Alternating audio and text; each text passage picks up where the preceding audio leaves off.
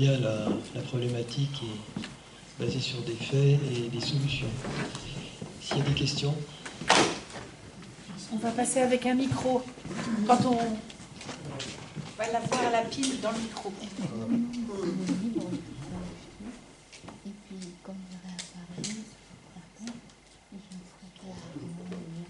Ah.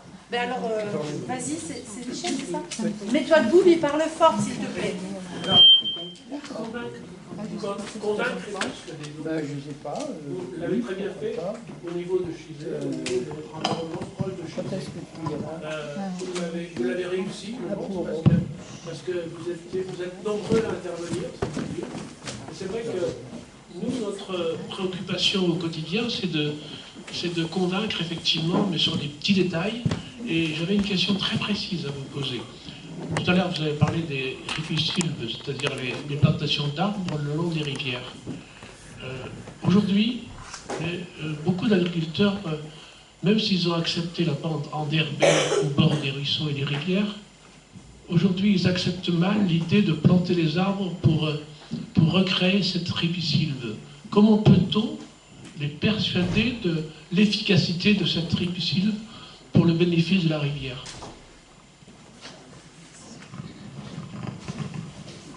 J'aurais pas forcément une réponse.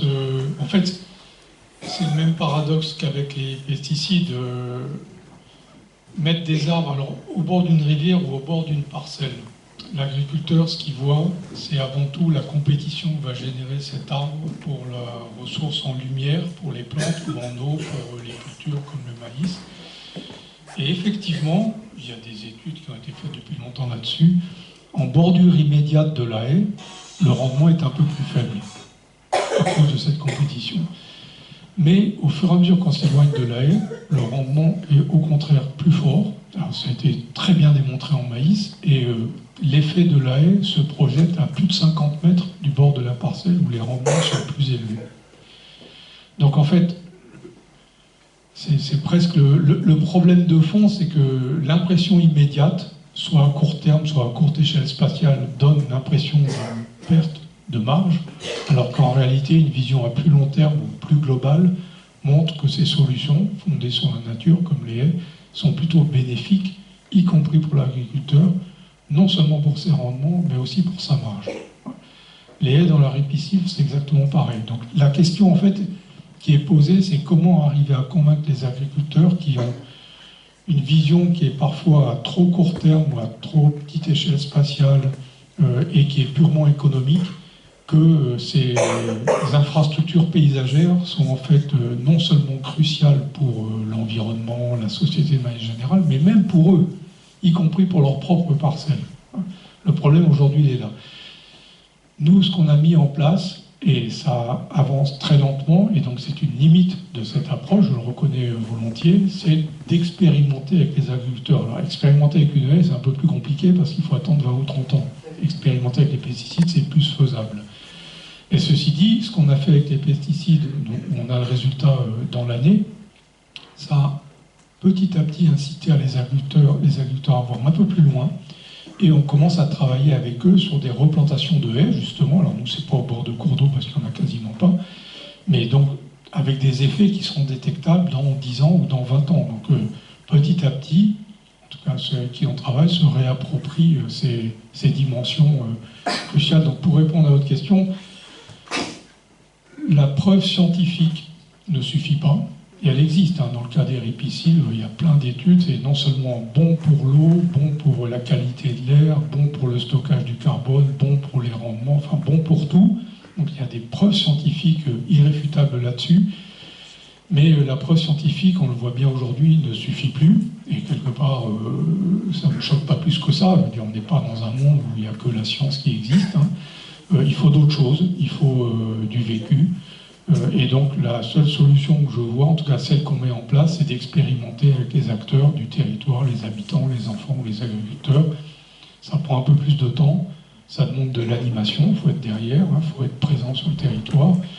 Mais je ne vois pas d'autres solutions à court terme en fait.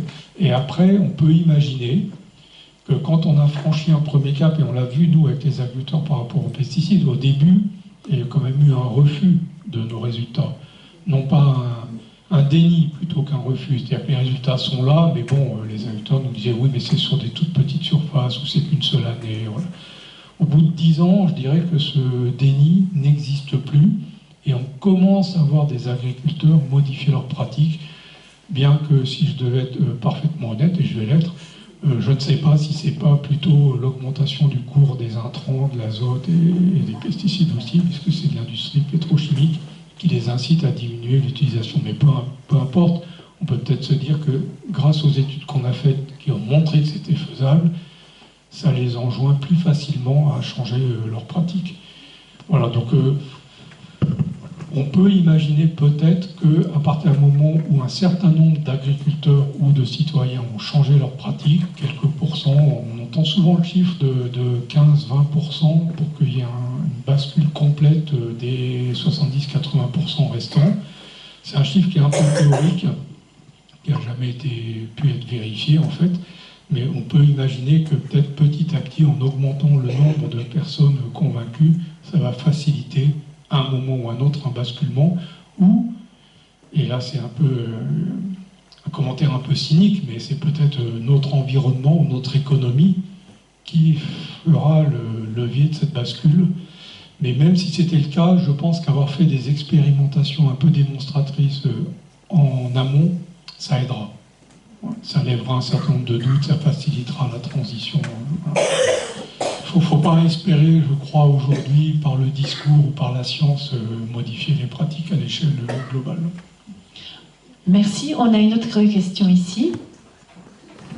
Merci beaucoup. Je trouve que vos études sont très enrichissantes pour pouvoir avancer et convaincre. Et il me vient une question. Et est-ce que, mais ça ne fait pas partie de votre étude, mais il ne serait pas important, intéressant d'analyser quels sont les freins au changement? Alors, il y a évidemment les freins qui viennent de ceux qui ont intérêt à vendre les pesticides et compagnie, ceux qui ont intérêt à répandre ce modèle économique d'industrialisation. Je ne vais pas développer, mais il y a des vrais intérêts. Mais pour les agriculteurs, les petits agriculteurs, ceux qui n'ont pas forcément envie d'aller vers la grosse industrie agricole, voilà, quels sont les freins? Et comment on peut agir sur ces freins? Parce que nous sommes là tout un groupe de citoyens qui avons envie d'avancer dans ce sens-là. Il y a des agriculteurs parmi nous. Comment, ensemble, on peut agir sur ces freins et est-ce qu'une analyse de ces freins ne pourrait pas nous aider à faire... Enfin, je vois que vous faites beaucoup de choses, les enfants, avec l'art, le théâtre, etc. Mais comprendre quels sont... Je pense que c'est culturel, dans les mentalités, c'est... moi, j'entends des agriculteurs qui disent on nous a toujours enseigné ça, on l'a toujours fait comme ça. C'est quelque part dire qu'on s'est trompé toute notre vie et ça, c'est pas acceptable. Bref, il y a sans doute d'autres raisons qui seraient intéressantes à connaître. Alors, les freins, on les étudie en fait, parce qu'en fait, je vous dis, en 2018, on a fait un peu une rétrospective de nos études, nos expérimentations, et c'est là qu'on s'est rendu compte qu'on n'avait rien changé. Donc c'est un moment un peu difficile à passer, parce que ça faisait quand même pas mal d'années qu'on déployait beaucoup d'efforts. Et donc on a commencé à regarder un petit peu les freins, et ils sont de nature très diverse. Il y a des freins qui sont liés à la prise de risque. Pour un agriculteur, travailler avec la nature, c'est plus aléatoire que de travailler avec l'agrochimie. Donc ça peut être impactant pour certains qui n'ont pas envie de prendre des risques. Il y a aussi des freins qui sont liés aux filières, qui demandent de la standardisation. Les filières agroalimentaires veulent pas des grains de blé calibrés, mais on n'en est quand même pas très loin. Il y a des freins qui sont plutôt de nature institutionnelle, et j'en vois un en particulier très important. Il faut quand même comprendre qu'aujourd'hui, la politique agricole commune, qui est quand même un outil de politique publique majeur sur le plan financier, mais on va dire à peu près 95% de ses financements sur le modèle productiviste. Et il y a 5% sur les alternatives. Dans la PAC précédente, il y avait 1% de tout volume de la PAC pour l'agriculture biologique. Donc, ça, j'appelle ça un frein institutionnel parce que je ne vois pas tellement comment un modèle alternatif va prendre le pas sur un modèle dominant quand ce modèle dominant a encore 95% des financements. Enfin, C'est du domaine du rêve, là. Il se passe la même chose avec l'énergie, les énergies fossiles versus les énergies renouvelables. Bon, voilà, il y a toutes sortes de freins qu'on étudie. Alors, on travaille sur ceux sur lesquels on peut travailler, notamment l'aversion au risque, c'est des choses sur lesquelles on travaille. Et puis, au-delà des freins, il y a aussi des outils de facilitation, et vous me demandiez, à notre avis, quel pouvait être quelque chose qu'on pouvait faire à l'échelle individuelle, mais en fait, on peut faire plein de choses, parce qu'en réalité, alors ça va peut-être pas trop nous plaire, mais le premier responsable de la diminution des oiseaux en Europe, c'est pas l'agriculture, c'est le consommateur. C'est lui qui a induit ce modèle agroalimentaire et donc ce modèle agricole. Donc si vous voulez inverser la tendance, changez votre mode d'alimentation. Voilà. C'est exactement ce sur quoi on est en train de travailler avec les 34 000 habitants, pour qu'il y ait des circuits courts, de la vente directe, ça rémunère beaucoup mieux l'agriculteur. Ils ont un vrai problème de rémunération aujourd'hui. Il ne faut pas se voiler la face. Ils ont un énorme problème de rémunération. Alors s'ils font du circuit court, parce qu'ils n'en font pas tous, mais s'ils en font, achetez chez eux, vous les rémunérez directement. Vous pouvez aussi faire la cuisine à partir de produits non transformés. Ça améliorera votre santé, votre porte-monnaie, et ça améliorera aussi l'agriculture. Vous pouvez manger moins de viande. Alors, c'est pas tellement le fait de manger moins de viande et de devenir végétarien ou vegan ou je ne sais quoi, c'est on va devoir de toute manière manger moins de viande pour des objectifs climatiques. Pourquoi? Parce que l'élevage des animaux ruminants, mais pas seulement, même les poules, consomme ou génère beaucoup de CO2. Donc on a besoin de réduire la consommation de viande.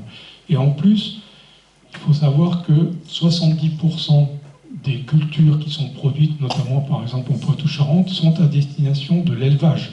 C'est pas du tout le blé, pour 70%, il ne va pas dans votre pain ou dans vos nouilles. Il va dans les poules, les cochons et éventuellement les vaches.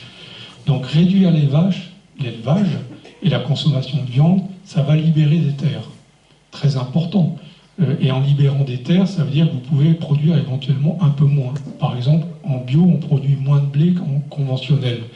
Mais si l'essentiel du blé produit va à l'alimentation humaine et non plus à l'alimentation animale, c'est pas très important de produire moins par unité de surface. Ça n'est plus un problème, c'est pas que c'est pas important, ça n'est plus un problème, ça paiera mieux l'agriculteur, parce que vendre pour l'alimentation humaine, ça rémunère mieux que vendre pour l'alimentation animale. Donc vous avez plein de possibilités de faire des choses. Alors je suis sûr que je parle à des convaincus, des gens qui mangent probablement en bio, en vente directe au pourcentage, mais vous pouvez essayer de convaincre autour de vous, ce qui n'est pas facile. J'en sais, on sait tous quelque chose. Et voilà ce que vous pouvez faire. Donc il y a beaucoup de choses que vous pouvez faire, notamment changer le modèle agri-industriel via l'alimentation. Je vous remercie beaucoup d'avoir d'avoir exprimé que la majorité des personnes ici étaient déjà convaincues, parce que j'en connais beaucoup et en effet, je vois peu de personnes qui mangent de la nourriture ultra transformée dans les gens que je vois là. Mais bon, merci beaucoup. Je passe la parole à André. Oui, je suis un ancien agriculteur. Mon questionnement rejoint en partie ce que vous venez de dire, mais je voudrais quand même faire quelques remarques. D'abord, sur ce que vous avez dit, que la production de Poitou-Charentes est destinée à l'alimentation des animaux, il y a une autre destination qui n'est quand même pas négligeable, c'est l'exportation. Bon, ceci dit, moi j'ai des questionnements sur l'échec du plan Éco-Phyto. Pour ma part, pour avoir travaillé la réduction des intrants dans les années 85-90 avec une équipe qui nous a donné satisfaction, alors qu'à l'époque on n'était pas conscient des dangers des pesticides, notre équipe finalement, la moitié sont passés en bio à terme de ce travail-là. Et puis aujourd'hui, vous nous dites, on montre le résultat et les agriculteurs ne l'appliquent pas.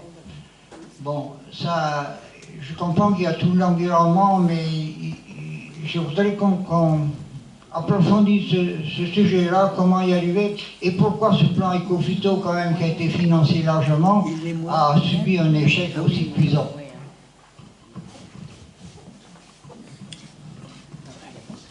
Alors, on n'a pas vraiment de réponse à la question pourquoi les agriculteurs qui constatent de leurs propres yeux, quand on va avec eux sur les parcelles, qu'en réduisant l'azote et les herbicides de 30 à 50%, ils voient bien que ça ne change pas la couleur du blé. Un blé qui est déficient en azote, il est moins vert qu'un blé qui a plein d'azote.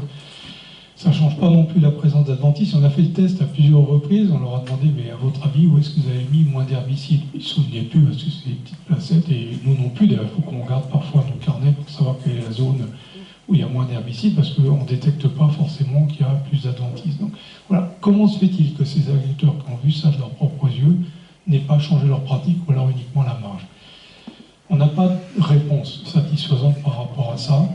Mais par rapport à l'exemple que vous mentionnez des années 80-90, je pense qu'il y a quand même une partie de l'explication qui est là. C'est qu'aujourd'hui, le taux d'endettement des agriculteurs est probablement sans commune mesure. Et donc il y a des charges fixes qui sont énormes à l'hectare, qui font que même un gain de charge qui permet d'augmenter une marge de 100 €, c'est presque négligeable par rapport à l'énormité des charges fixes qui peuvent atteindre, chez certains agriculteurs, apparemment 1 000 € de l'hectare. Donc ça, c'est peut-être une possible explication. Le risque aussi, pour la même raison, quand on a des emprunts à la banque ou qu'on a des choses à rembourser, on n'a peut-être pas envie de prendre trop de risques. Et c'est objectivement vrai que la nature, je ne dirais pas que la nature est plus risquée que l'agrochimie, j'ai bien employé le mot, elle est plus aléatoire. On est moins sûr du résultat.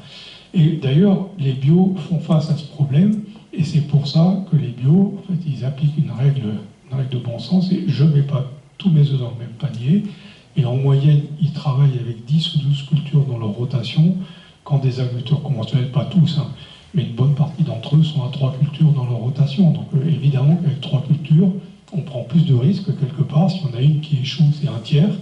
Alors que si on en a 12, c'est 8%. Voilà.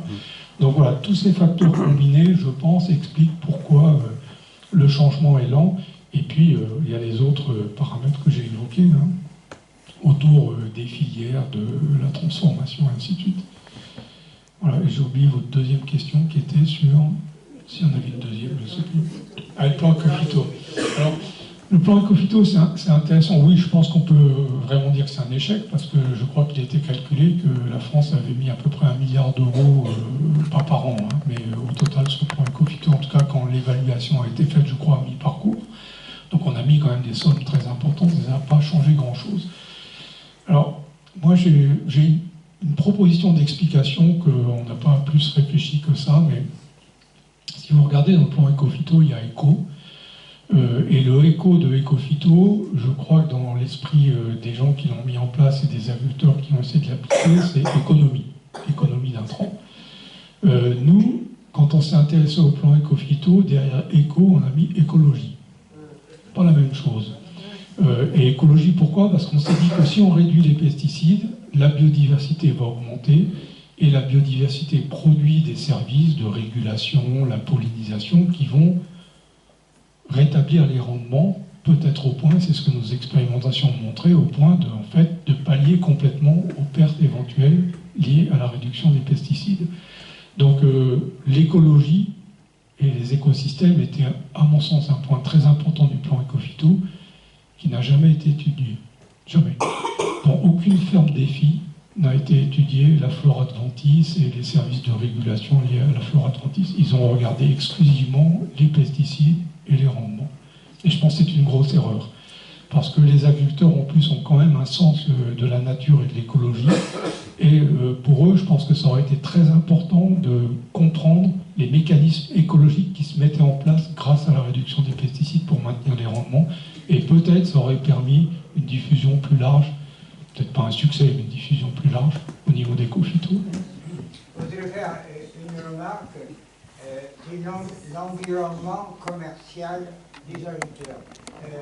Il y a une loi qui prévoyait que les coopératives, enfin, les négociants, ne sont pas des conseillers dans l'emploi des produits.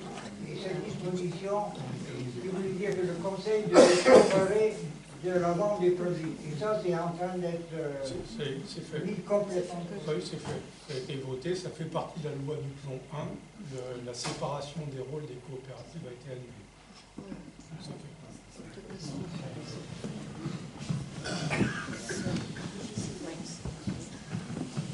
Est-ce que ce genre de conférence... Il y a une question derrière. Oui, mais comme ça, c'est une personne à la fois. D'accord. Moi, c'est juste une question de détail, mais qui m'intéresse quand même.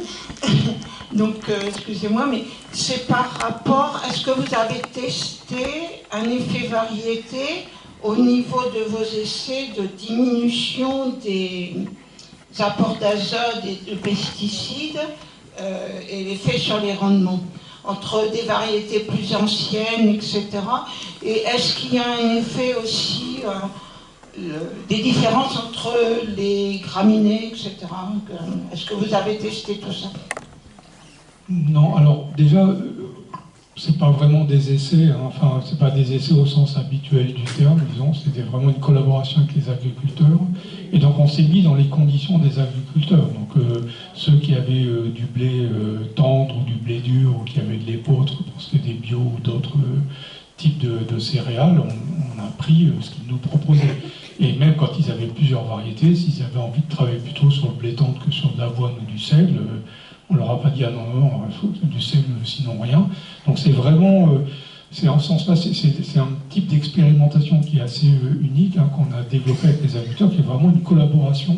Et donc il y a plein de choses qu'on ne contrôle pas. On n'est justement pas dans des situations d'essai. Alors on note quand même les variétés qui sont utilisées ou les types d'espèces, hein, c'est des espèces différentes dans les céréales. On a des petites tailles d'échantillons, on n'a pas noté malgré tout de différences énormes selon les types de variétés, ou en tout cas les types d'espèces. Pour les variétés, c'est beaucoup plus compliqué en fait, parce qu'il y a une quantité astronomique de variétés en fait qu'utilisent les agriculteurs, en tout cas de non commercialisées de variétés. Alors parfois elles diffèrent de quelques mutations, voilà, génétiquement c'est quasiment les mêmes, en tout cas elles ont des noms différents, puis vous ne connaissez pas non plus la génétique parce que les firmes ne vous le proposent pas. Hein. Donc là, je vais prendre l'exemple du tournesol parce que je l'ai en tête. Pour le blé, c'est pareil. Hein. Il y a une année, on a travaillé sur 25 parcelles de tournesol. On voulait regarder la fréquentation par les abeilles en fonction des variétés de tournesol. On avait pris 25 parcelles. Et on s'est dit, bon, on va avoir 3-4 variétés, donc on aura une bonne taille d'échantillon. Manque de peau, sur 25 parcelles différentes, 21 variétés différentes de tournesol. Mais il y a la même chose avec les pesticides. Vous pourriez imaginer que tous les agriculteurs utilisent du glyphosate comme herbicide. Hein, sur le blé, Sabrina, tu me corriges parce que tu as présenté les chiffres il n'y a pas longtemps. Je crois qu'il y a 180 ou 160 herbicides différents sur le blé. 181 herbicides différents sur le blé utilisés au cours des 15 dernières années. Même un agriculteur donné utilise plusieurs herbicides, potentiellement même la même année en fonction de ses parcelles. Parce qu'ils ont des stocks qui restent, des choses comme ça. Donc voilà. Nous, ce qu'on a appris du monde agricole, et c'est très intéressant, c'est qu'il n'y a pas deux agriculteurs qui font pareil. C'est des gens qui ont tous des pratiques différentes les uns des autres. Ça donne une très grande richesse dans la variété et la variabilité. Et ça nous permet d'avoir des analyses intéressantes. Et quand on trouve un résultat qui est indépendant, par exemple ces réductions-là d'herbicides et d'azote, c'est indépendant de la variété, indépendant même des espèces de céréales, ça nous dit que c'est robuste en fait.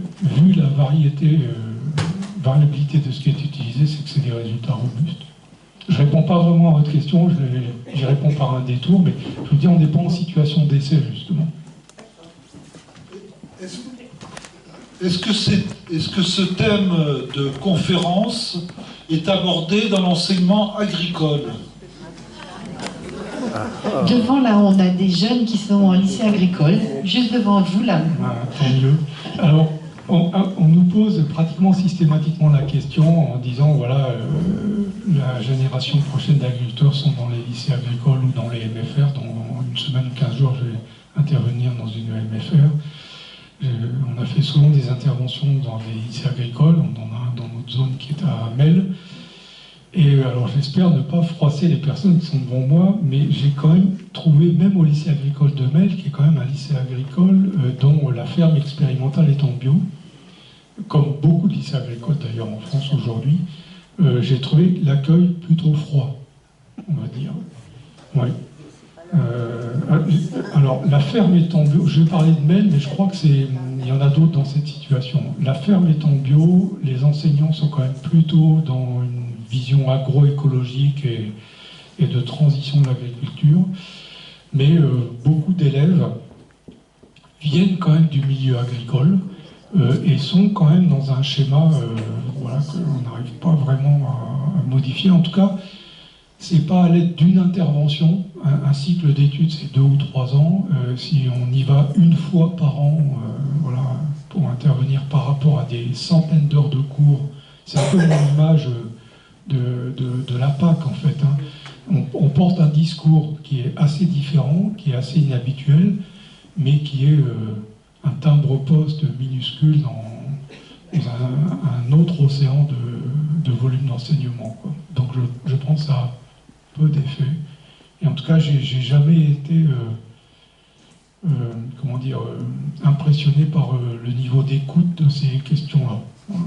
Par exemple, j'ai présenté l'histoire avec les castors là, au lycée agricole de Mel à 2 reprises, et les 2 fois à des classes différentes. Hein. Et les 2 fois, on m'a parlé des ragondins qui étaient un problème. Bon, alors j'ai commencé à expliquer que c'était pas exactement la même chose. Et voilà, donc il y aurait sans doute à faire du côté de l'enseignement agricole, mais c'est encore une fois la connaissance, la science et la recherche. Je fais l'inverse de prêcher pour ma chapelle. Mais bon, voilà, c'est une réalité. Ça ne fera pas tout, en fait. Ça peut aider, mais ça ne fera pas tout. Je ne sais pas si vous voulez ajouter. Si je peux répondre à une partie de la question. Alors moi, personnellement, je suis en spécialité biologie-écologie, donc en général. Pas forcément tourné plus que ça vers l'agriculture. On en parle beaucoup, donc tout ce qui est le cas des castors, les rivières, etc. Et en fait, ce que je trouve aberrant, c'est qu'on a les connaissances, on a les cours qui sont faits pour, mais ils ne sont pas transmis à ceux qui sont en enseignement véritablement agricole. Et ça que moi je ne comprends pas. C'est-à-dire que nous on le voit en études en bac général, on va faire des études après, mais pour ceux qui vont aller vers l'agricole, on n'a pas ce genre d'études, et au contraire on a par exemple des présentations sur la robotique pour les milieux agricoles, etc.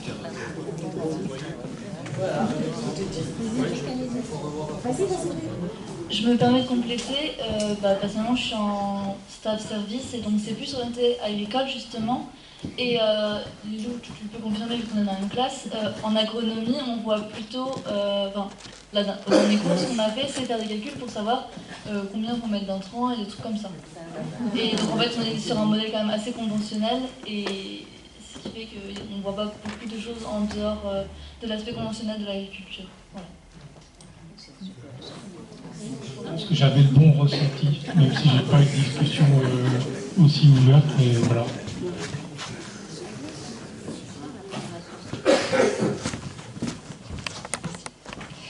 Vous êtes scientifique, vous nous avez expliqué au début de votre conférence le rapport entre les cancers et les pesticides et la perte de biodiversité, etc.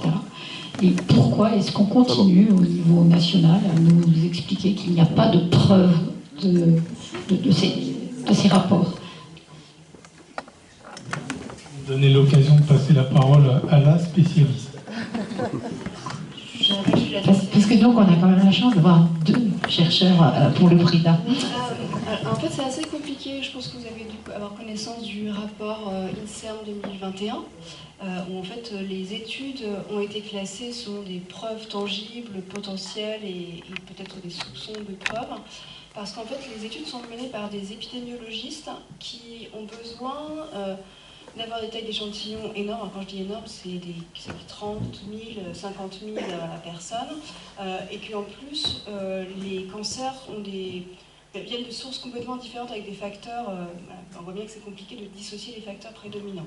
Donc en fait, c'est plutôt, je pense, une espèce de posture de précaution Mais pour autant, parce qu'en fait dans le programme Santé des territoires que vous a présenté Vincent, on travaille avec le registre de cancer Poitou-Charentes, qui est un des plus anciens et qui a les données les plus précises.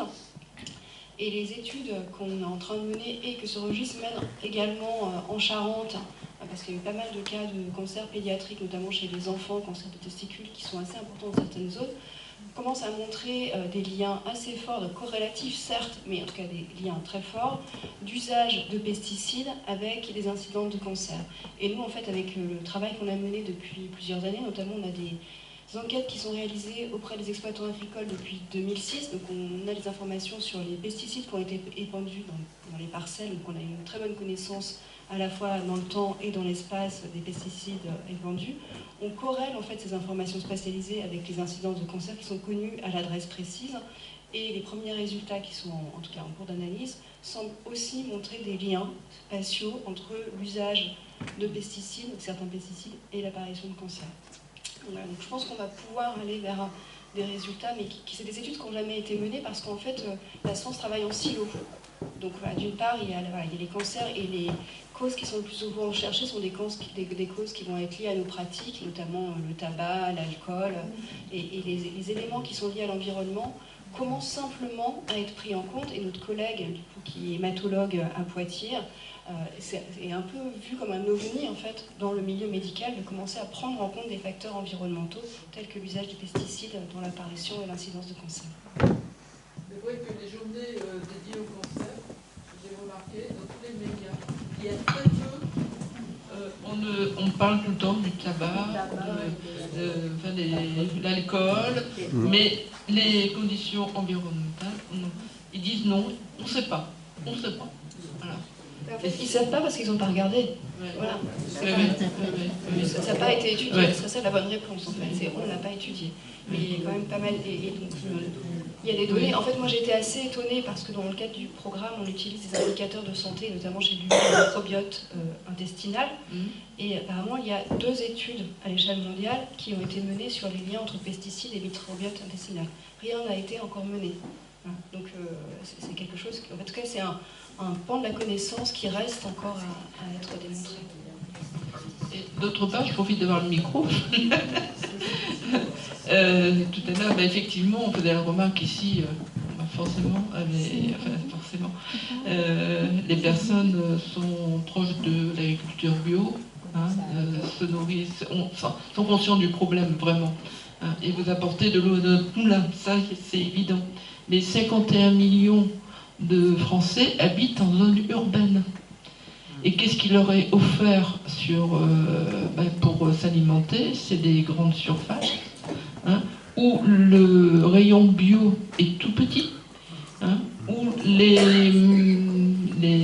le transport des fruits et des légumes, moi je vois bien, quand je vais en ville, si je vais dans une grande surface, quand je vais vers le rayon bio, j'ai pas envie, quoi, parce que ça arrive dans un mauvais état. Alors, je sais pas, là, il y a un gros travail, un gros travail. C'est évident, quoi. Alors, est-ce qu'il n'y a pas assez d'agriculture biologique pour renverser la vapeur? Et puis, bien sûr, il y a le coût. C'est toujours pareil. On tombe tout le temps sur les mêmes problèmes. Il y a plein d'éléments dans votre question.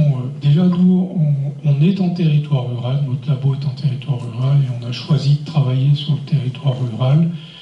Les habitants ruraux en France, c'est à peu près 20% de la population nationale. On considère en dessous, je crois, d'une ville de 1000 habitants, je crois qu'on considère que c'est en territoire rural et pas citadin, pas urbain. Ça fait quand même 20% des habitants. Et je dirais qu'on a choisi peut-être la partie facile entre guillemets parce que justement dans ces territoires ruraux il y a encore de l'air de relativement bonne qualité, la possibilité d'acheter chez des agriculteurs, ainsi de suite.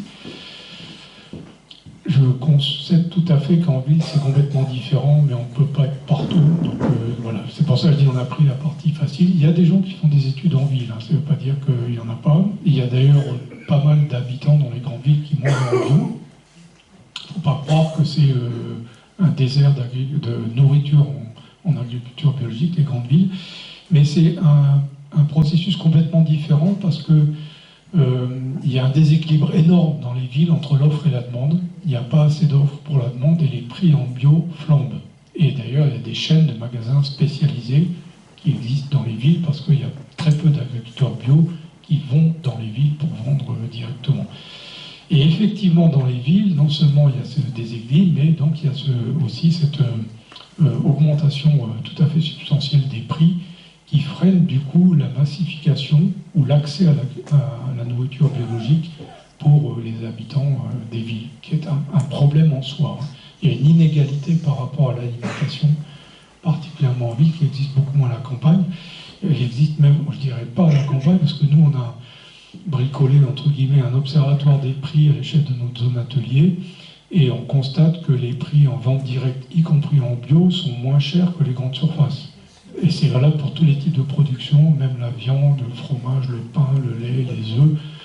Et ils sont d'autant moins chers, ça s'est accéléré depuis 2022, en gros, avec la crise de l'énergie, parce que la nourriture produite en bio et non transformée n'utilise pas d'énergie, donc les prix en bio sont restés à peu près constants, alors que dans la grande surface, ils ont augmenté de 20 à beaucoup plus que 20%.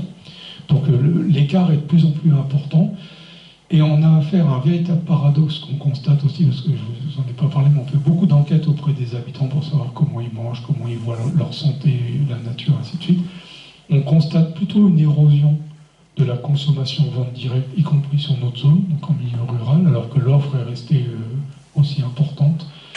Et la raison qui est invoquée par les consommateurs qui consomment moins en vente directe aujourd'hui, je parle de milieu rural, hein, c'est qu'ils estiment qu'ils font des économies d'essence en allant dans les grandes surfaces. Donc c'est quelque chose qu'il faut prendre en compte. Je ne sais pas s'ils ont tort ou raison, ils ont peut-être en partie tort, mais en tout cas l'impression, la perception, c'est qu'on fait des économies en allant à Leclerc, même s'il est à 40 km. Donc nous, ça nous incite à voir comment avec les producteurs et les consommateurs, on peut essayer d'organiser mieux et à plus courte distance la rencontre entre les producteurs et les acheteurs. En fait. Donc plutôt que de le balayer d'un revers de main, c'est plutôt en tenir compte. Donc voilà, il y a tout ça qui est derrière la consommation en vente directe et en circuit court. Mais il n'empêche que vous avez complètement raison, si on veut aller au-delà de ce qui se passe actuellement et massifier finalement, améliorer la qualité de la nourriture des habitants. Ça revient à ça, c'est pas juste un luxe de manger en bio, c'est juste améliorer sa santé. Hein. Donc c'est quand même assez important. Donc si on veut améliorer la santé à travers la consommation des habitants, il va falloir que les circuits courts et le bio, mais je ferai ça dans cet ordre-là, gagnent les grandes surfaces, ce qu'on appelle la GMS. Et donc on a des contacts, nous, avec les grandes surfaces, là, enfin des contacts épisodiques quand même, hein, c'est pas tous les jours, mais ils sont pas forcément fermés à l'idée, parce que le prix de l'énergie ayant fortement augmenté, l'énergie c'est aussi la distance, c'est tout, ils sont tous en circuit long en fait, donc ils payent cette énergie pour transporter la nourriture, donc ça leur reviendrait moins cher finalement que ce soit en circuit court. Ce qui les freine, de ce qu'ils disent en tout cas, c'est l'instabilité de la production. En fait, en grande surface, ils ne peuvent pas se permettre d'avoir un jour 500 œufs, le lendemain 50 parce que les poules n'ont pas pondu. Voilà. Donc ils ne veulent pas avoir à gérer ce genre de problème, à tort ou à raison. Peut-être que les consommateurs pourront aussi faire un effort de l'autre côté et accepter l'irrégularité de l'offre. Hein. Mais en tout cas, c'est vécu comme un problème, à la fois de la part de la grande distribution et peut-être même des consommateurs dans ces grandes surfaces. Donc tout ça, c'est des choses sur lesquelles il faut travailler aujourd'hui. Nous, c'est un petit peu en dehors de notre giron, mais en tout cas, c'est des problèmes importants, en tout cas, si on veut massifier.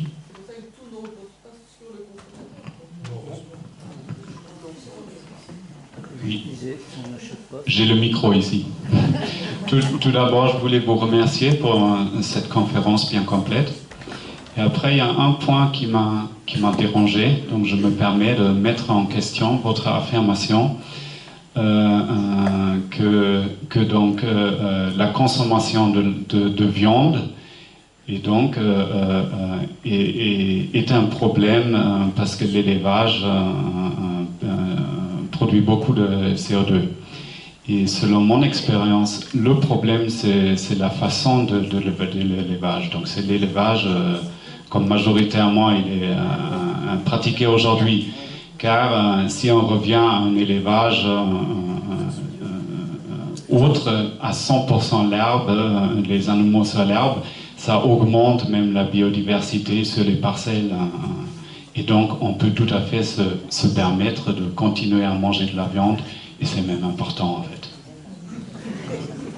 Entièrement d'accord. On achète la viande au Biodéci et chez Lucie et chez tous les gens qui font de la bonne viande, Éric Germont et tous les autres. Non, mais on est entièrement d'accord. Est-ce que vous avez compris si je me suis mal exprimé? Parce que c'est très important de ne pas penser que le véganisme soit la solution. Non, mais on n'est pas vegan, on n'est même pas végétarien. Par contre, si on passe à ce mode de consommation de viande, on consommera moins de viande. De meilleure qualité, mais moins de viande. C'est de la viande en circuit court, produite à l'herbe. Pour le lait, ça aura le même résultat. En fait, des troupeaux de vaches laitières qui sont 100% en herbe produisent à peu près moitié moins de lait. Mais on est aussi de toute manière en excédent de production de yaourt, de fromage, de tout ce qu'on veut. Donc voilà, aller vers ce type d'élevage plus vertueux, plus durable en fait, d'un point de vue environnemental et biodiversité, ça réduira notre consommation de viande, ce qui améliorera notre santé et diminuera non pas vraiment le CO2, c'est plutôt le méthane en l'occurrence, mais les gaz à effet de serre. Donc on est complètement d'accord là-dessus. Et c'est les scénarios d'ailleurs qui... Il y a une grosse controverse qui existe aujourd'hui et qu'on entend souvent dans les médias. On vous dit, si l'ensemble de l'agriculture passait en bio, on serait dans la famine, parce que le bio produit moins. En fait, c'est faux, à condition de changer le mode d'alimentation, et notamment au niveau de l'élevage, de passer à l'élevage à l'herbe pour ce qui est des ruminants. Parce qu'en fait, c'est une nourriture qui ne rentre pas en compétition avec la nourriture humaine, et donc on peut très bien maintenir de l'élevage, libérer des terres et produire moins sur ces terres, et donc passer entièrement en bio. En tout cas, c'est ce que disent les scénarios. Oui, bonjour. Merci pour cette conférence. Je me pose la question, au vu de ce qui se passe après l'élection de Donald Trump aux États-Unis et le tir sur la science et les scientifiques, comment, étant donné que vous êtes sur le temps long de l'étude scientifique, donc vous avez commencé en 1994, comment vous voyez l'avenir de vos financements? Est-ce que cette étude, elle va continuer sur les 30 prochaines années, ou est-ce que vous y voyez Est-ce que ça vous fait peur? Parce que moi, ça me fait un peu peur. C'est super intéressant ce que vous dites, mais les financements, parfois, sont décidés à une autre échelle, quoi. Alors là encore, il y a plein de questions, mais merci, parce qu'elle est assez fondamentale, et c'est quelque chose qu'on discute assez souvent. Alors déjà, j'espère que l'étude continuera pendant 30 ans, mais ce ne sera plus moi, parce que je ne suis pas très loin de la retraite. Les financements, ça fait longtemps qu'on ne repose plus sur les financements publics. Au tout début, oui, c'était le cas, mais depuis pratiquement 20 ans maintenant, on trouve nous-mêmes nos financements. Au début, on les a trouvés principalement dans des outils de politique publique liés à la recherche et à la science. Bon, mais maintenant, c'est même plus le cas. Donc, on est essentiellement financé essentiellement en grande partie financé par des projets ou des fonds de recherche, de financement qui sont en dehors de la recherche et du milieu académique. Et ce n'est pas des petites sommes. Hein. Pour faire tourner notre programme, on n'est que 4. Je ne sais plus qui disait tout à l'heure qu'on était très nombreux. Non, on est 4 permanents et on a beaucoup de gens qu'on recrute en thèse, en postdoc ou en chargé de mission. Et donc tous ces gens-là, il faut les payer. Et annuellement, on doit trouver plusieurs centaines de milliers d'euros chaque année pour faire tourner ce programme, et on passe plus de temps à répondre à des appels d'offres en fait qu'à rédiger de la science. Hein. Donc on est déjà de toute manière là-dedans. Et donc on sait, quelque part, on est résilient, c'est d'ailleurs le nom de notre équipe, on s'est abstrait des financements publics pour continuer notre recherche du fait du risque de l'attrition de ces financements publics, qui a déjà commencé dans le cas du CNRS depuis pas mal d'années. Et le dernier point, c'est par rapport au lien entre la science et la société. J'ai trouvé intéressant que vous évoquiez ce point-là, parce que justement, je crois qu'aux États-Unis, mais de manière un petit peu générale, le scientifique a perdu le lien avec la société. C'est assez paradoxal, parce qu'autrefois, c'était un peu les savants, il y a quelques siècles, hein, qui étaient très très éloignés de la société, puis petit à petit, peut-être avec Pasteur ou des gens comme ça, ou Marie Curie, avec les rayons X et puis les radios finalement, et la médecine, la science était assez rapprochée de la société, et puis aujourd'hui, depuis quelques décennies, on a peut-être un mouvement inverse, parce que les scientifiques restent de plus en plus, ou recommencent à être de plus en plus cloîtrés, non pas forcément dans leur labo, mais dans leurs questions de recherche. Et nous, je pense qu'on contribue justement à rapprocher la recherche de la société, parce que, non pas on diffuse nos résultats, ce que font la plupart des chercheurs, ils estiment qu'ils ont fini leur métier par rapport à la société quand ils diffusent leurs résultats dans des journaux, des magazines ou des émissions à la télé. Non, nous, ce qu'on fait, c'est qu'on travaille avec les habitants ensemble pour notre programme de recherche. C'est-à-dire qu'on associe les habitants, les agriculteurs, les enfants, les collectivités à notre programme directement. Donc c'est une interaction qui est très forte quand même. Et je pense que c'est ça qui a manqué peut-être aux États-Unis et qui pourrait manquer en France. C'est pour ça qu'il faut vraiment y prendre garde. Il faut absolument maintenir un contact très étroit avec la société. Et ce contact, à mon sens, je suis un peu long dans ma réponse, c'est pas juste de diffuser des résultats. C'est bien de faire des conférences, hein, mais c'est encore plus important de travailler avec les habitants à l'échelle du territoire. C'est ça, à mon avis, qui montrera l'importance de la science, parce que par rapport aux crises qui s'annoncent, je pense qu'on n'a jamais eu autant besoin de recherche qu'aujourd'hui. En fait, personne n'a les solutions. Alors les politiques encore moins que les autres peut-être, mais même les scientifiques n'ont pas les solutions par rapport aux défis qui s'annoncent. Et donc il faut qu'on s'assoie tous ensemble autour de la table pour les inventer, ces solutions. On les a pas. On a des tas de réponses techniques. On sait comment faire de l'agroécologie, on sait comment réduire les pesticides, on sait comment maintenir l'eau dans les écosystèmes et tout. Mais comment on met ça en œuvre à l'échelle d'un territoire, ça on ne sait pas faire. Personne ne sait faire. Donc on a besoin de recherche pour éclairer ces aspects-là et d'expérimentation à l'échelle des territoires. C'est exactement ce qu'on essaie de faire. Et c'est pour ça qu'on le fait déjà. Juste préciser quelque chose sur le financement. Alors, en fait, quand c'est pas recherche, c'est pas des financements publics. En fait, on est financé par des financements publics, parce qu'on ne peut pas être financé par des financements privés. Mais en fait, c'était le CNRS et l'INRAE qui ne couvrent pas la totalité des financements. Voilà, donc c'est pas tout à fait la même chose. Donc on est financé par la recherche publique, et notamment la région de l'Aquitaine qui nous soutient beaucoup. Non, mais c'est des financements publics.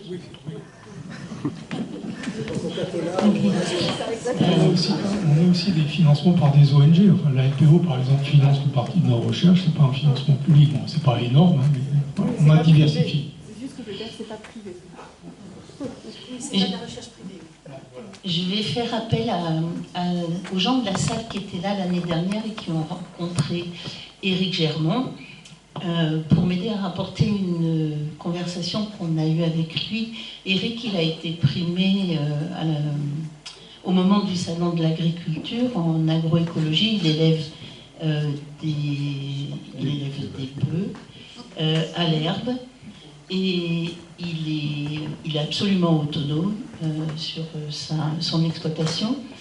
Et il nous a rapporté qu'à l'occasion de sa rencontre avec les huiles du ministère, il avait été question entre les gens, donc ces gens du ministère qui parlaient entre eux, il avait été question qu'ils suppriment le mot agroécologie des textes. Est-ce que quelqu'un d'entre vous se rappelle de cette conversation ou est-ce que vous avez entendu quelque chose de ce style-là? C'est fait. Ça, c'est fait. C'est fait. Dans la proposition de loi d'orientation agricole, là, celle qui est actuellement en cours de discussion, et dans laquelle la loi du plan 2 fait partie, il y a une loi qui est en train de se discuter, qui va être à l'Assemblée, je crois, au mois de mai, si j'ai bien compris, qui est une loi d'orientation agricole. Le mot agroécologie ne figure pas du tout. Il a été effectivement enlevé. Oui. Non, ça va beaucoup plus vite et beaucoup plus loin que ce que vous imaginez. Hein. On prenait l'exemple de Trump et des États-Unis, mais on n'est pas très loin en fait. Hein. C'est pas rassurant, mais donc il faut y prendre garde. Hein. C'est maintenant que ça se joue. Hein.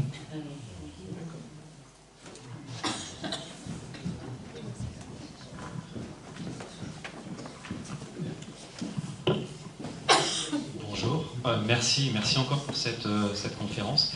Je rebondis un petit peu sur un intervenant qui était venu précédemment ici, et je me souviens de cette question qu'on lui avait posée, et il avait répondu de manière assez personnelle.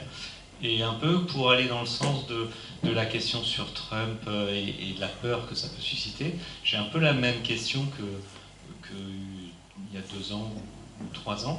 C'était, est-ce que, en fait, vous pensez, au fond de vous-même, qu'il y aura une transition, ou est-ce que vous pensez qu'il y aura plutôt une rupture? C'est une question intéressante. C'est assez amusant parce que quand le programme, il existe depuis longtemps. On l'a démarré il y a plus de 30 ans, on démarre notre 33e année. Et les mots se sont succédés. On a parlé, à une époque, on était dans l'adaptation, puis on a parlé de transition. Voilà. Aujourd'hui, et on va peut-être encore changer de mot, on est plutôt dans la transformation. C'est-à-dire que la transition, c'est trop lent, en fait. Trop lent et trop à la marge. Là, ce qu'il va probablement falloir, au niveau de l'agriculture, mais aussi au niveau de l'alimentation, de l'énergie, de l'utilisation des ressources de manière générale, c'est transformer en profondeur notre mode d'utilisation de ces ressources, en fait. Et quand je dis qu'on est en train de se poser la question, c'est parce que je n'ai pas la réponse, évidemment, et je n'ai pas une boule de cristal, hein. Mais il est peut-être déjà trop tard pour la transformation, en fait. Et donc, du coup, ça sera plutôt le choc, la rupture. Il y en a qui parlent d'effondrement, il y a les collapsologues. Voilà, c'est un mode de transformation aussi, mais plus brutal et plus radical. Voilà. Et c'est difficile de dire, ça sera facile a posteriori, il y a plein de gens qui diront qu'ils avaient tout prévu et compagnie, hein. Mais c'est difficile de dire a priori vers quel modèle on va, mais en tout cas je pense que l'adaptation et la transition, à mon sens, c'est des mots à bannir. En fait, on les entend encore beaucoup, hein. Enfin, les politiques sont encore dans ces modèles-là, mais ça c'est dans les années 70, quand ces questions environnementales ont été soulevées, la finitude des ressources et compagnie, dans les années 70, la transition, peut-être même l'adaptation, en tout cas la transition, c'était possible. Voilà. Aujourd'hui, c'est plus possible, on n'a plus le temps. Quand on voyait le climat, on devait être à 2 degrés entre 2030 et 2050, plutôt 2050, et on va y être avant 2030. Et on y est déjà pour ce qui est de la région Nouvelle-Aquitaine et d'autres régions du monde. Donc voilà, il n'y a plus le temps de tergiverser, et il est peut-être même déjà trop tard, et d'une certaine manière, il y a pas mal de scientifiques qui pensent qu'on est déjà dans cette rupture, comme vous l'avez nommé, ou mettre d'autres noms. En fait, il ne faut pas voir les choses sous la manière d'un choc qui fera qu'on va prendre un mur et que du coup tout va changer brutalement et tout va s'effondrer brutalement. C'est pas du tout comme ça que ça s'est passé. Et on a des leçons historiques. Il y a un chercheur américain qui a constitué une base de données sur l'histoire des civilisations. Il y a des centaines de civilisations qui sont succédées à l'échelle de la planète. Je crois que dans sa base de données, il y en a à peu près 3000, dont environ 150 ou 200 se sont effondrées. Dont la civilisation romaine, par exemple, l'île de Pâques, voilà, ça fait partie de cette base de données. Il a regardé très précisément, ce chercheur, enfin cette équipe, quels étaient les mécanismes et les symptômes de ces effondrements, et il en a trouvé un certain nombre. Dans les symptômes, ça ne se produit pas à l'échelle de 2-3 ans, c'est des processus très longs avec des crises qui se succèdent et qui prennent différentes orientations, mais il a également trouvé des points communs, et parmi les 2 points communs qui ressortent de manière assez saillante, et ça devrait donner à réfléchir quand même, je crois. Le premier, c'est qu'il y a une surexploitation des ressources. Alors dans certains cas, c'est l'eau, à l'île de Pâques, c'était les arbres et le bois, voilà, mais les ressources de manière générale. Et le deuxième mécanisme qui est systématiquement présent et qui interagit avec cette surexploitation des ressources, c'est une très forte inégalité dans la société sur l'accès aux ressources. C'est quand même pas complètement sans nous rappeler ce qui se passe actuellement. Voilà, c'est les 2 mécanismes qui ont l'air de ressortir de ces études. Donc voilà, je n'ai pas vraiment répondu à votre question, mais du coup dans notre programme, puisque vous demandiez à nous à titre individuel, et Savonnière aura peut-être une autre vision, on est dans la transformation, voire dans la post-transformation, et ce qu'on essaye de mettre en œuvre à l'échelle de notre territoire, c'est des processus écologiques préservés et des processus sociaux, notamment de coopération ou d'interdépendance ou d'entraide, qui feront, on en fait l'hypothèse, qui feront que quand les choses vont commencer à être compliquées, cette entraide ou cette coopération, à la fois entre les humains, les agriculteurs, les consommateurs, mais aussi avec la nature, seront des sources de résilience et de franchissement de ces caps éventuellement difficiles à passer. Donc moi je voulais vous remercier de la conférence. J'ai une question. C'est quoi le ressenti de la communauté scientifique que vous côtoyez? Est-ce que, grosso modo, j'ai l'impression qu'on expose beaucoup de constats qui sont plus ou moins sus et qu'on prêche beaucoup des convaincus? Est-ce qu'à un moment donné, du coup, par rapport à cette rupture, il y a des scientifiques qui passent plutôt l'arme vers l'action directe, quoi? Est-ce que c'est encore utile de faire des livres, d'écrire des bouquins, d'exposer des courbes, de mettre de l'argent là-dedans? Et enfin, voilà. Très, très bonne question là encore, et on a beaucoup de débats même au sein de notre équipe sur ces questions-là. Alors, je vais d'abord répondre de manière un petit peu générale, puis après je vous dirai comment on voit les choses. Mais de manière générale, aujourd'hui, je vais faire ça à très grands traits, et s'il y a des scientifiques dans la salle, ils ne seront peut-être pas complètement d'accord, et je ne vais pas donner de chiffres. Mais en gros, il y a des scientifiques qui considèrent qu'ils sont là pour faire de la recherche académique, sur des sujets qui ne sont pas forcément en lien direct avec les préoccupations de la société, parce qu'ils font progresser la science. Voilà. Et il ne faut pas nier que grâce à ces gens-là, on a vécu des progrès technologiques, des progrès médicaux, des progrès dans l'alimentation absolument époustouflants, qui n'étaient pas prévus au départ, mais ces innovations ont permis d'ouvrir des nouvelles voies technologiques en particulier. Ça concerne quand même une bonne partie du monde scientifique académique aujourd'hui. Après, je dirais qu'il y a des scientifiques qui sont un petit peu dans le déni, qui refusent de voir les problèmes, parce que les premiers, ils peuvent carrément même ne pas être dans le déni. Hein. Ils sont dans leur... en astronomie, ou je sais pas quoi, enfin...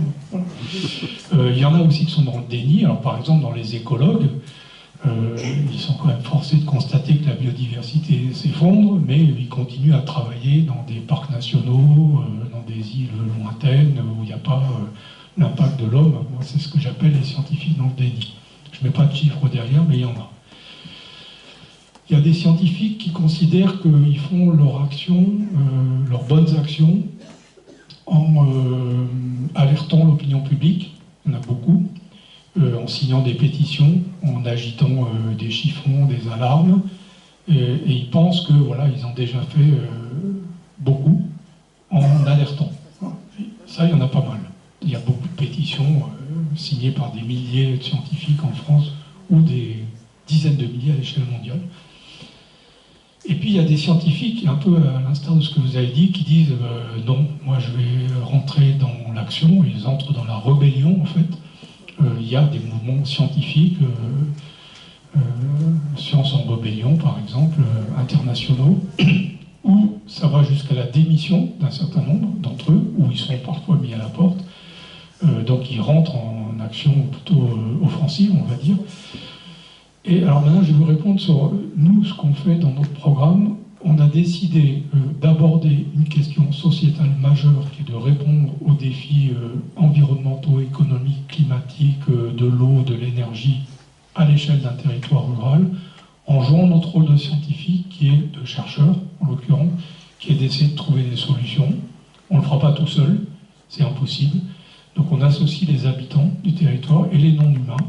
Ça peut paraître paradoxal, mais on associe les écosystèmes et la nature à nos réflexions. C'est pas, on ne demande pas à la mésange ce qu'elle en pense, mais par contre, on intègre les processus écosystémiques dans toutes nos réflexions et dans les discussions qu'on a avec les habitants pour essayer de trouver des solutions à un problème de recherche. Donc on a une approche de chercheur. Quand je vous ai montré le dispositif avec les villages, c'est un dispositif de recherche en fait. Hein. On compare, on contraste des villages Donc on a vraiment une approche scientifique, et notre objectif, c'est pas tellement de transformer notre territoire, finalement, c'est d'arriver à identifier des leviers qui font qu'on arrive à mettre un territoire, avec ses habitants humains et non humains, en action, en transition, en transformation. Donc c'est ça notre réponse en tant que chercheur. On pense qu'on a une utilité de chercheur par rapport à ces questions. On les aborde de front, ce qui n'est pas facile. Je peux vous garantir que ce n'est pas facile d'aller voir les agriculteurs ou même les conseillers municipaux pour leur parler de ces choses-là, parce qu'ils ont d'autres préoccupations. C'est parfois même assez tendu. Mais on estime que c'est ça notre contribution. Donc on reste dans le giron de la recherche, mais on pratique une recherche un peu différente quand même, alternative, on va dire. Le simple fait de travailler avec des habitants dans le monde académique, c'est très mal perçu. On a plein de problèmes avec nos propres collaborateurs, y compris d'ailleurs dans notre laboratoire, de gens qui considèrent qu'on est sorti du cadre de la recherche parce qu'on travaille avec des habitants ou des enfants. Voilà. Mais on considère qu'on reste des chercheurs et on publie nos travaux.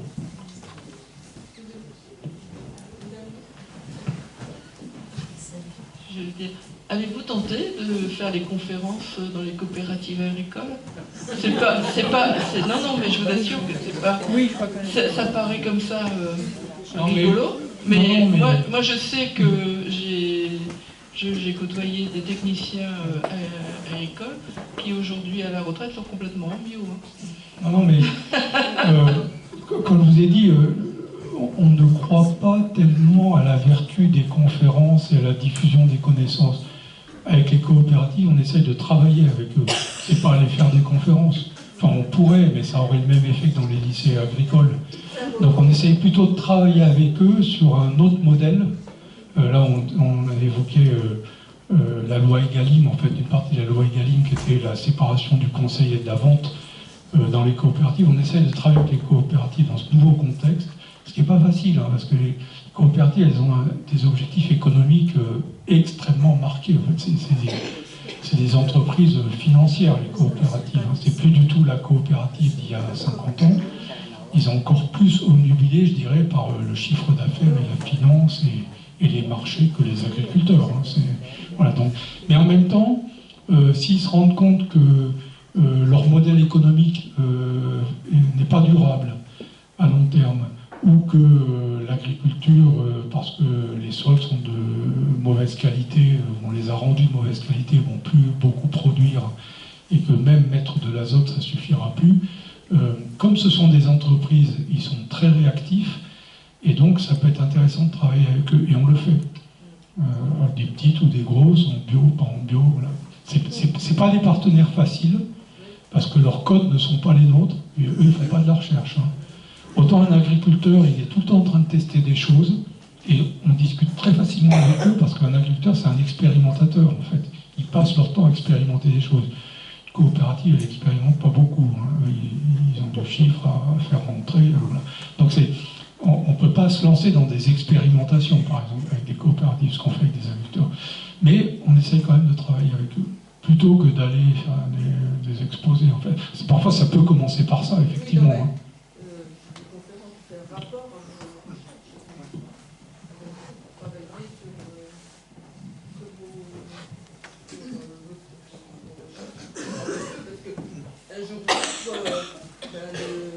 Leurs produits, vont bien s'apercevoir que ça ne fonctionne plus. Je ne sais pas, je pense, à moins que c'est toujours l'escalade, meilleur produit, meilleur molécule. Une autre question? Oui, alors moi je n'ai pas de question, mais une observation par rapport à la coopérative Océalia, qui couvre l'essentiel du Poitou-Charentes, qui est très présente chez nous, qui a depuis quelques années mis en place une demi-douzaine de jeunes ingénieurs agronomes qui développent la promotion de mesures agroéconomiques. Ils ont un programme qui s'appelle le Sillon Responsable, donc ils ont vraiment mis en place une démarche intéressante. Et par ailleurs, ils distribuent des pesticides. Et leur dernière AG, le conférencier n'était pas le chercheur Vincent Bretagnol, mais le sénateur Laurent Duplon.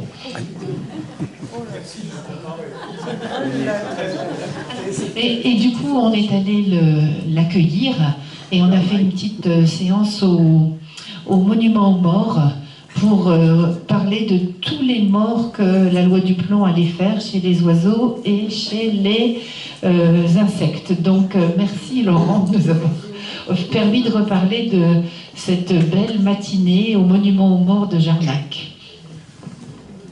Alors moi je voudrais parler exactement dans le même cas de Océania.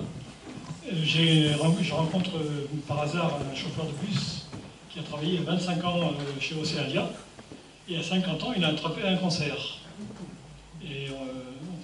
Et du coup Océania l'a foutu à la porte. Et il me disait que chez ses collègues, sur quelques années, il y a eu 4 ou 5 décès dus au cancer, chez entre 40 et 50 ans. Est-ce que vous avez des données là-dessus, que les propres salariés des coopératives, comme ils brassent des semences traitées, des pesticides à longueur de journée, à décharger les camions, à les recharger, en fait ils sont victimes autant que les agriculteurs peut-être.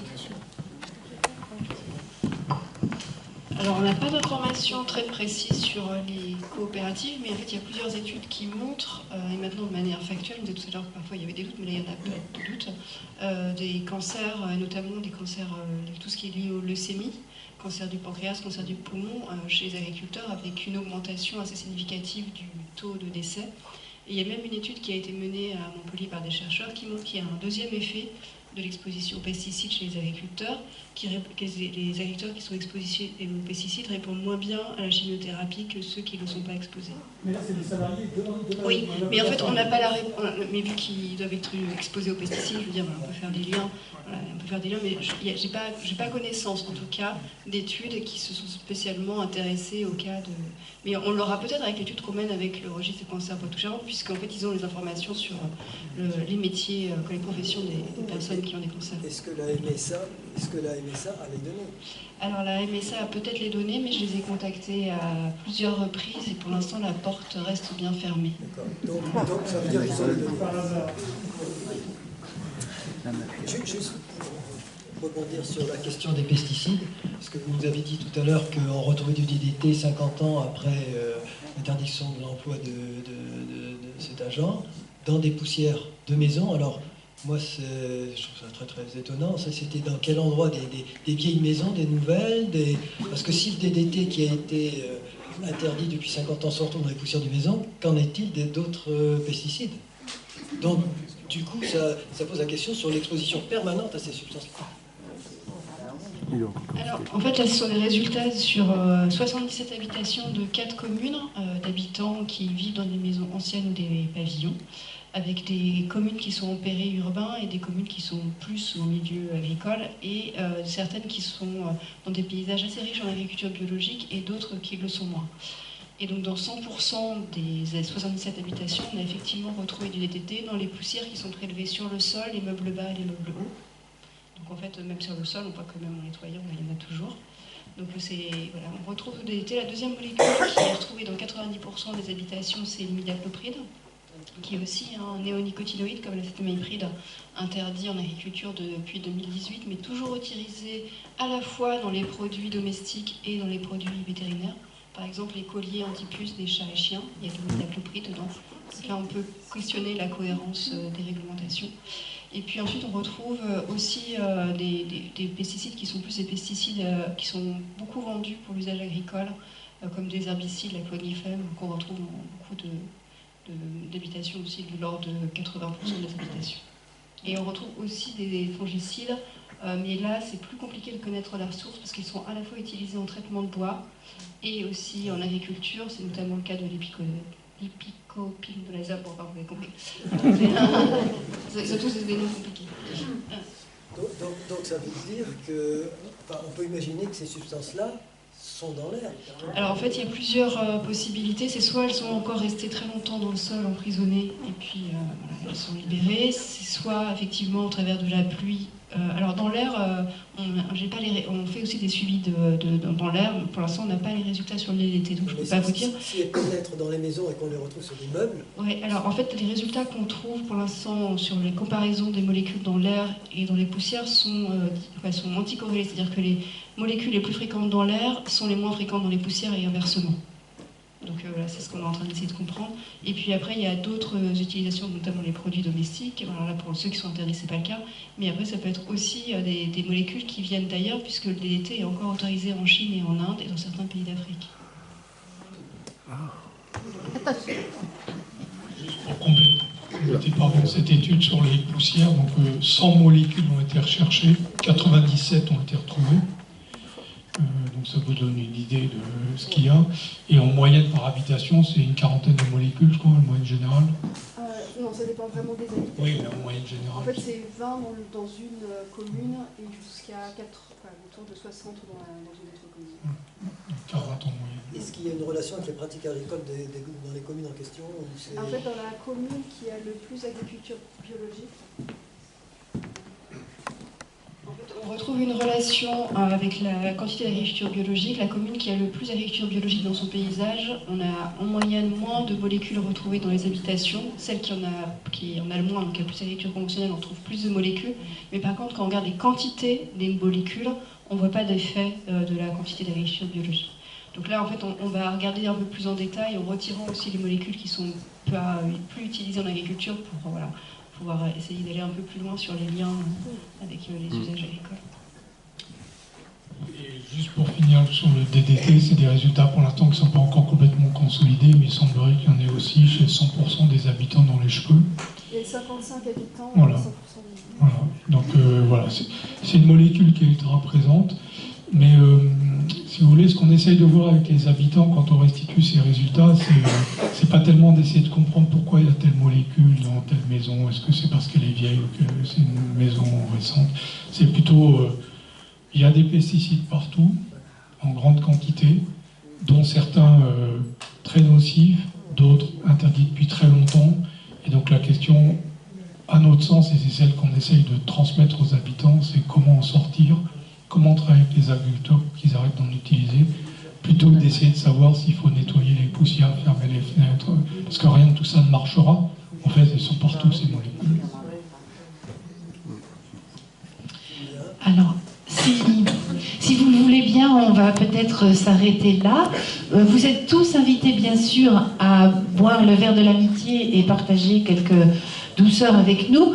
Avant de passer à ça, je voulais vous remontrer le livre qui est là, mais qui est là aussi. Donc Vincent Bretagnol nous en a apporté quelques exemplaires et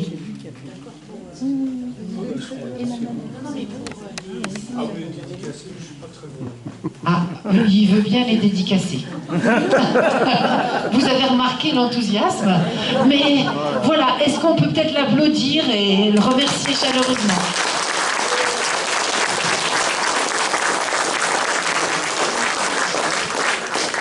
Je voulais poser la question à Vincent et à Sabrina. Si on voulait créer une zone atelier en Nord-Charente qui viendrait compléter celle en sud de Sèvres, est-ce qu'il y a un cahier des charges ou un guide